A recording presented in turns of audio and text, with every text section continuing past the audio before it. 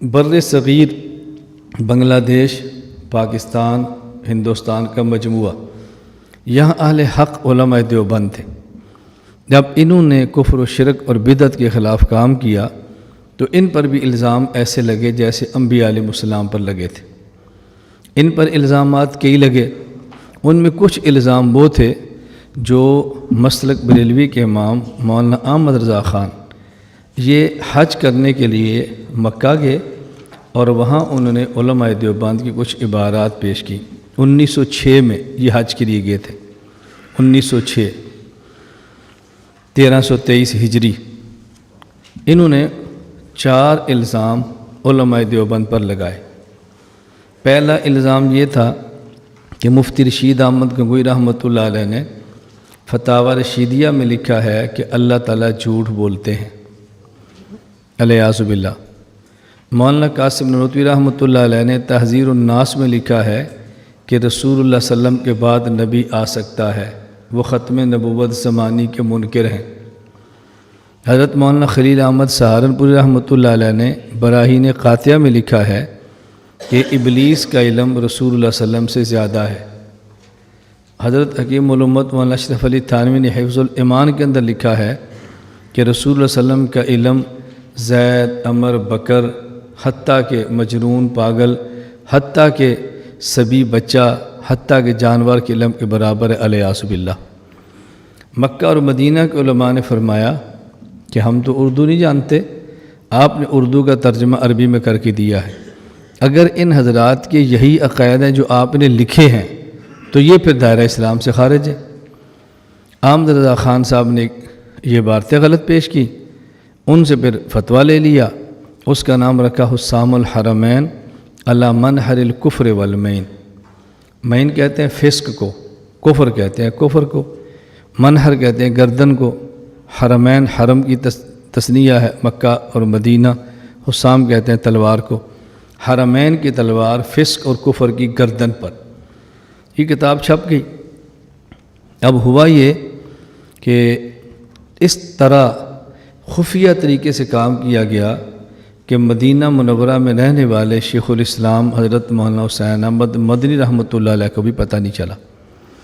جب یہ کتاب ہندوستان سے چھپ گئی، ان حضرات تک پہنچی تو حضرت مدنی رحمۃ اللہ علیہ نے پھر دارالعلوم دیوبند سے رابطہ کیا اور حرمین کے علماء سے رابطہ کیا کہ آپ کو اطلاع غلط پہنچی ہے، ہمارے عقائد یہ نہیں ہیں۔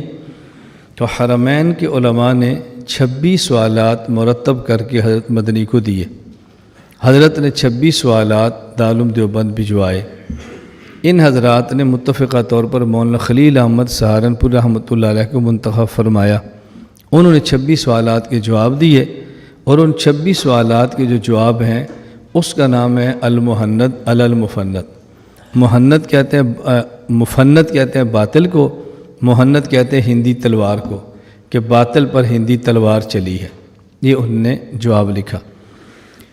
حضرت مولانا گنگوئی رحمۃ اللہ علیہ وفات پا چکے تھے، ان کے بیٹے مولانا مسعود احمد گنگوہی انہوں نے تصدیق فرمائی۔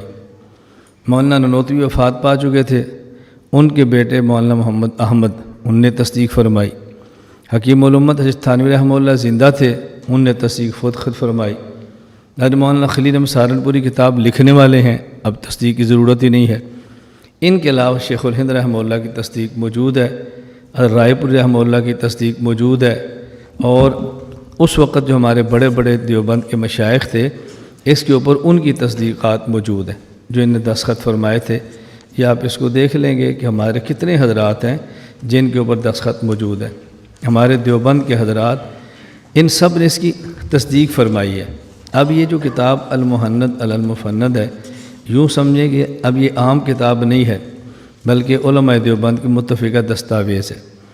دارالعلوم دیوبند سے منسلک 24 حضرات کے دستخط ہیں، مکہ مکرمہ کے 6 علماء کے دستخط ہیں، مدینہ منورہ کے 25 علماء کے دستخط ہیں، مصر کے 3 علماء کے دستخط ہیں، جامع ازہر کے، علماء دمشق میں سے 12 علماء کے دستخط ہیں۔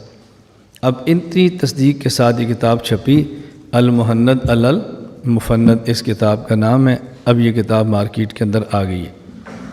تو یہ المحند علی المحند علماء دیوبند کے عقائد کی دستاویز ہے، اس لیے بطور عقیدے اس کتاب کو پڑھا اور پڑھایا جاتا ہے۔ میں نے گزشتہ کل آپ کی خدمت میں عرض کیا تھا، ایک عقیدہ ہوتا ہے اور ایک پالیسی ہوتی ہے۔ تو مہند یہ عقیدے کی کتاب ہے، پالیسی کی کتاب نہیں ہے۔ اب اگر کوئی حضرات فرمائے نا یہ وقتی بات تھی، دفع الوقتی تھی، اس وقت کی ضرورت تھی، تو آپ سوال کریں کہ یہ پالیسی ہے یا عقیدہ ہے؟ پالیسیاں وقت کی ضرورت ہوتی ہیں، عقیدہ وقت کی ضرورت نہیں ہوتی۔ اس لیے عقائد ہمیشہ وہی اپنائے جاتے ہیں جو کہ اپنے ہوتے ہیں۔ عقائد کے بارے میں کبھی بھی آدمی غلط فہمی کا شکار نہیں ہونا چاہیے۔